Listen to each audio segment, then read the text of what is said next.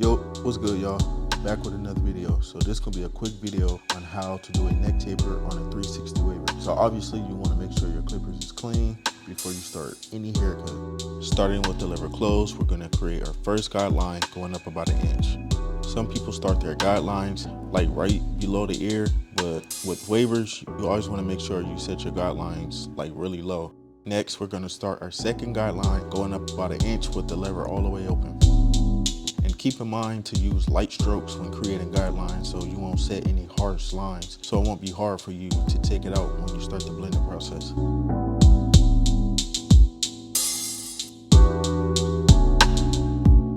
Same thing with the number 1 guard. I'm gonna put the number 1 guard lever open. We're gonna go out another inch, creating another guideline. You see me using light strokes, combing and brushing after every stroke, ensuring that all the hairs are laid down so it'll be easier for me to cut and for me to see what needs and not needs to be cut.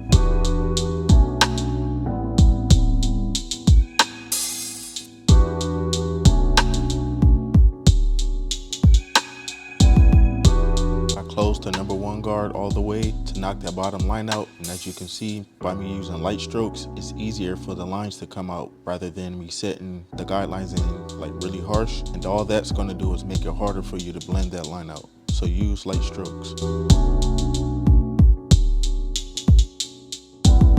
So now I have the 1.5 guard on, and it's literally the same steps. So every guard that I use is going to be lever open, lever close, going up about 1 inch.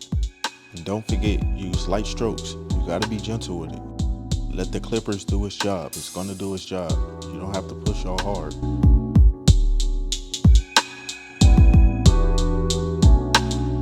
So at this point, you should know by now. You already know I have the 2 guard on, lever open, lever close. And look how it's just coming together. And I'm not doing nothing like super crazy. Using light strokes is really essential when it comes to blending or fading hair. And if you just let the clipper do its work, I promise you, you're gonna get a clean blend every time.